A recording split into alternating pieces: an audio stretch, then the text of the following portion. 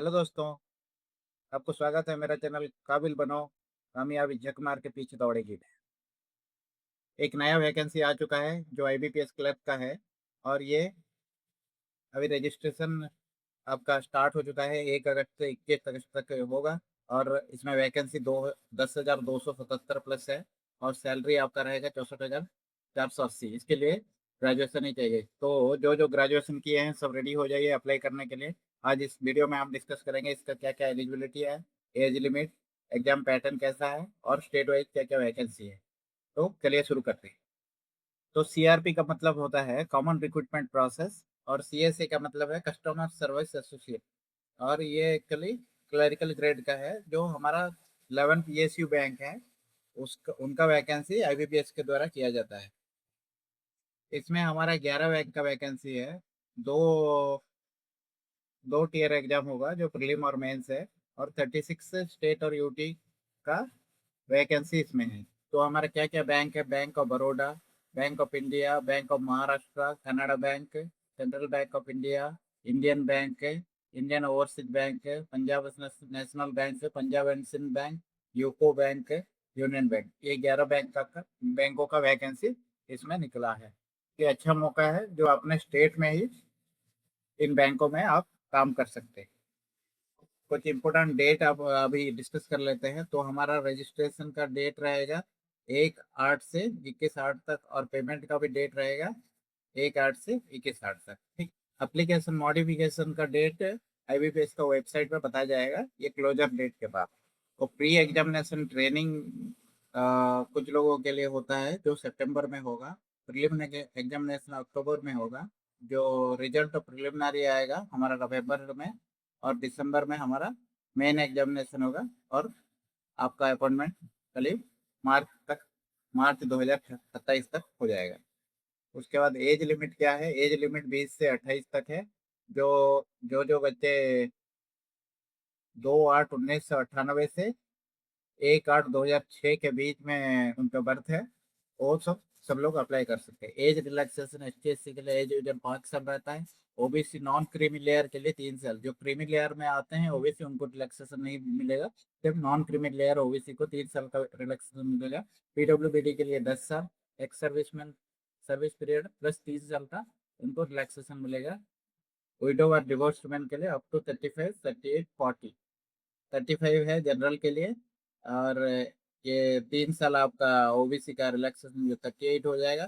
40 होगा आपका S T S C OBC के लिए। और आपका नेशनलिटी इंडियन सिटीजन होना चाहिए। नेपाल और भूटान, तिब्बतन और पर्सन ओरिजिनेटिंग इंडियन माइग्रेंट को भी अप्लाई करने की इसमें अप्लाई कर सकते हैं। तो इसका एजुकेशन क्वालिफिकेशन है एनी ग्रेजुएट। ठीक है ना, एनी ग्रेजुएट जो कि 21/8/2026 तक आपका कंप्लीट हो जाना चाहिए। लोकल लैंग्वेज, ये लोकल लैंग्वेज आप जिस स्टेट में आप अप्लाई कर रहे हैं वहाँ का लोकल लैंग्वेज पढ़ना, लिखना और बोलना जानना जरूरी है। ठीक है ना। उसके बाद एक कंप्यूटर लिटरेसी का भी टेस्ट होगा। तो आपका एप्लीकेशन फीस क्या रहेगा? एप्लीकेशन फीस रहेगा 175 रुपये। जो एस टी एस सी और पीडब्ल्यूबीडी और एक्स सर्विसमैन और ये डिसेबल एक्स सर्विसमैन कैंडिडेट के लिए 175 रुपये रहेगा। और बाकी सबके लिए 850 रुपये रहेगा। ये आप पे कर सकते हैं ऑनलाइन, यूपीआई या वॉलेट के थ्रू आप पे कर सकते हैं। उसके बाद प्रिलिमिनरी एग्जामिनेशन में क्या क्या रहेगा? आपका इंग्लिश रहेगा, इंग्लिश लैंग्वेज जो रहेगा 30 मार्क का। 30 क्वेश्चन रहेगा। इसके लिए 20 मिनट का अलॉटमेंट है। उसके बाद numerical ability 35 question, 35 minutes, 35 marks और 20 minutes. Reasoning ability 35 question, 35 mark, 20 minute. तो एक एक घंटे में आपको 100 क्वेश्चन अटेंड करना है। ठीक है ना। इसका एक्चुअली सेक्शनल कटअप रहता है तो सेक्शनल टाइम भी रहता है। ठीक है ना। सेक्शनल टाइम इसी 20 20 मिनट में एक एक सेक्शन को 20 20 20 मिनट पे पूरा करना है। और उसका भी सेक्शनल कटअप रहता है इसलिए ठीक से मतलब अप्लाई कीजिएगा और ठीक से अटेंड कीजिएगा। और इसका एक्चुअली तीनों का क्वालिफाई करना जरूरी है। और इसमें 1/4 नेगेटिव मार्किंग रहेगा। जो अटेम्प्ट आप क्वेश्चन नहीं करेंगे उसका कोई मार्क नहीं कटेगा। एडिक्वेट नंबर ऑफ कैंडिडेट लिया जाएगा जो मेन एग्जामिनेशन के लिए बैठ पाएंगे। जनरली इसका 15 गुना लेते हैं। तो मेन एग्जामिनेशन में आपका ऑब्जेक्टिव टाइप रहता है, उसमें 200 मार्क का रहेगा, जो 125 मिनट टोटल टाइमिंग रहेगा। उसमें आपका जनरल बार फाइनेंशियल अवेयरनेस 40 क्वेश्चन को 50 मार्क दिया जाएगा, जो कि आपको 20 मिनट में करना है। General English 40 question 40 mark 35 minute. Reasoning ability 40 question 60 mark 35 minute. और क्वांटिटेटिव एप्टीट्यूड 40 क्वेश्चन 50 मार्क और 35 मिनट। टोटल 200 मार्क 160 क्वेश्चन रहता है, 200 मार्क जो कि 135 मिनट में करना है। और जो प्रिलिमिनरी मार्क वो सिर्फ मेन मेन एग्जामिनेशन के लिए क्वालिफाई करने के लिए है। उसका एक्चुअली शॉर्ट लिस्टिंग में सिर्फ मेन का मार्क ही, वो सिर्फ मेंस का मार्क ही लिया जाएगा। और ये एक्चुअली बहुत सारा सेशन में होता है, इसीलिए नॉर्मलाइजिंग यूजिंग इक्यू परसेंटाइल मेथड में वो नॉर्मलाइज किया जाएगा, मार्क बाद ही मेरिट बनेगा। आपको अगर ये नॉर्मलाइजेशन कैसे करते हैं और ये नॉर्मलाइजेशन क्या है पता नहीं है, तो आप कमेंट में कर सकते हैं। मैं उसको कमेंट में उसके लिए मैं दूसरा वीडियो या कमेंट में आपको रिप्लाई दे दूंगा। आपका एग्जाम से जॉब तक कहाँ क्या क्या प्रोसेस रहेगा। पहला होगा आपका प्रीलिम, उसके बाद मेन होगा। प्रीलिम का जो सिर्फ क्वालिफाइंग जो सेक्शनल कट ऑफ जितना मार्क लाएंगे क्वालिफाइंग है, उसके बाद मेन एग्जाम होगा। मेन एग्जाम में जितना मार्क लाएंगे उसका मतलब वो मेरिट के लिए काउंट किया जाएगा। उसके बाद प्रोविजनल अलॉटमेंट होगा। मेरिट के हिसाब से आपका प्रेफरेंस जो जो दिए होंगे, मतलब बैंक के 11 बैंक का आपका प्रेफरेंस के लिए जब अप्लाई करेंगे तब प्रेफरेंस के लिए कौन बैंक आपको पहले चाहिए, उसी के हिसाब से मेरिट के हिसाब से वो बैंक अलॉटमेंट होगा। उसके बाद लैंग्वेज टेस्ट होगा। जो स्टेट के लिए आप अप्लाई किए होंगे उसी टेस्ट का उसी स्टेट का लैंग्वेज टेस्ट होगा। वो भी क्वालिफाई करना जरूरी है। आप अगर क्वालिफाई नहीं करते हैं तो मतलब आपको अलॉटमेंट नहीं मिलेगा। उसके बाद आपको डॉक्यूमेंट वेरिफिकेशन होगा। डॉक्यूमेंट वेरिफिकेशन होने के बाद आपको ज्वाइनिंग लेटर मिलेगा। कहाँ कहाँ वैकेंसी है? टॉप वैकेंसी देखा जाए तो उत्तर प्रदेश में पहला है, ज़्यादा है। उसके बाद कर्नाटका, महाराष्ट्र, वेस्ट बंगाल। उसके बाद गुजरात में 698 है। तमिलनाडु में 675, मध्य प्रदेश में 570 और ये बिहार में 491। ये है टॉप 8 स्टेट मैंने दिखाया है। और टोटल मतलब मैं उसका ऑफिशियल नोटिफिकेशन मेरा डिस्क्रिप्शन में मैं डाल दिया हूँ, आप चेक कर सकते हैं आपके स्टेट में कितना वैकेंसी है। उसके बाद कैसे अप्लाई करना है, आपको पहले रजिस्टर आईबीपीएस जो वेबसाइट है उसमें रजिस्टर करना है। उसमें CRP-CSA का एक लिंक रहता है, उसको क्लिक करने के बाद न्यू रजिस्ट्रेशन आएगा।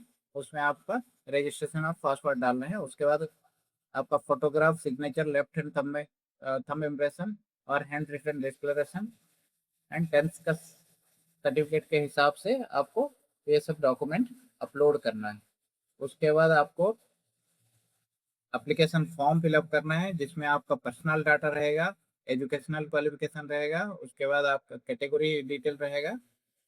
और ये एक्चुअली ये जनरली बहुत सारे आइटम आपका बाद में एडिट नहीं हो सकता है, इसलिए सबमिट करने से पहले एक या दो बार चेक कर लीजिए, क्योंकि बाद में अगर आप क्वालिफाई कर जाएंगे और ये मैच नहीं करेगा तो डॉक्यूमेंट वेरिफिकेशन के टाइम में आपको आपका कैंडिडेचर रिजेक्ट हो सकता है।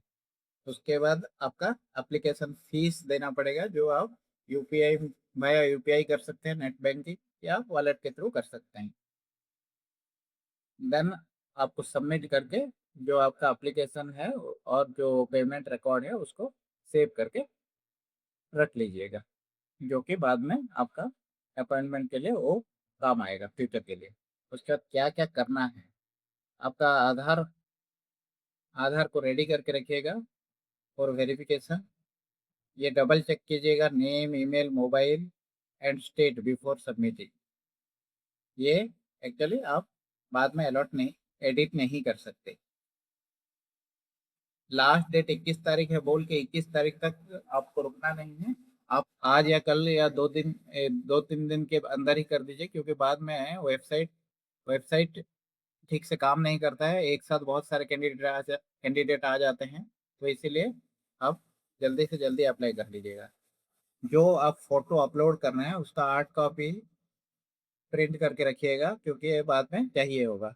और कैटेगरी, जो आपका कैटेगरी है S T S C O B C, ये भी एडिट नहीं होता है, तो ये देख के भरिएगा। क्या क्या नहीं करना है, लास्ट डेट तक आपको फीस के लिए आप लास्ट डेट तक नहीं वेट कीजिए, जो मैंने बताया आप जल्दी से जल्दी अप्लाई कर दीजिएगा। कैपिटल में साइन कभी मत कीजिएगा क्योंकि ये आपका रिजेक्ट हो जाएगा। और जो एग्जाम हॉल को मोबाइल वॉच कैलकुलेटर ये वगैरह लेके मत आइए। उसके बाद एक से ज़्यादा एप्लीकेशन सबमिट नहीं करना है, नहीं तो वो रिजेक्ट हो जाएगा। आपका रजिस्ट्रेशन नंबर सबके साथ शेयर मत कीजिएगा क्योंकि कोई भी आपका रजिस्ट्रेशन यूज़ करके सर कुछ अगर चेंज कर देंगे तो आपका कैंडिडेट कैंसिल होने का चांस होता है। तो तैयार हो जाइए, 1 तारीख से तो आपका रजिस्ट्रेशन स्टार्ट हो गया है, तो आप अप्लाई कीजिए। All the best for examination. आपको अगर मेरा वीडियो अच्छा लगा तो लाइक कीजिए, सब्सक्राइब कीजिए और कमेंट कीजिए। और ये वैकेंसी का पूरा फुल नोटिफिकेशन मैं अपने डिस्क्रिप्शन में डाल दिया हूँ, तो चेकअप कीजिएगा। Thank you.